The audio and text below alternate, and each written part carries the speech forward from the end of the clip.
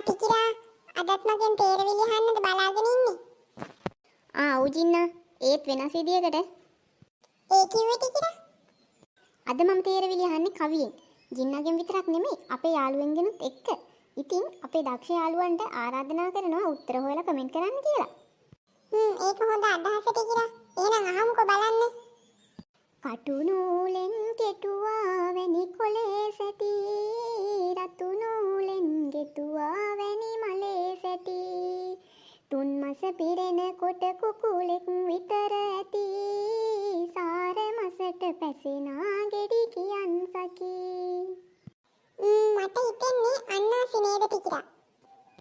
ඔව් ජින්න හරි. එහෙනම් ඊළඟ එක එරන් කුඹේ පිට ඉන්නේ තියාගෙන උනා නිල් වරල පිට දිග හෙලාගෙන කිරි ඇති තන් සලු අතකින් වසාගෙන තෝරපන් යාළු නුවණින් බලාගෙන.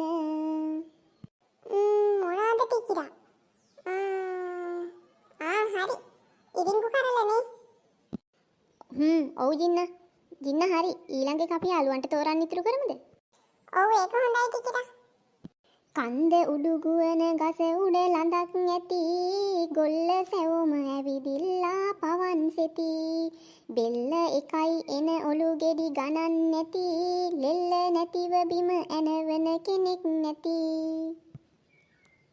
එහෙනම් යාළුවනේ උත්තරේ කමෙන්ට් කරන්න. ඊළඟ වීඩියෝ එකෙන් හරි උත්තරේ අරගෙන එන්නම්කෝ. එහෙනම් අපිව සබ්ස්ක්‍රයිබ් කරලා තියාගන්න කියලා ආදරෙන් මතක් කරනවා. එහෙනම් අදට ගිහින් එන්න සුබ දවසක්.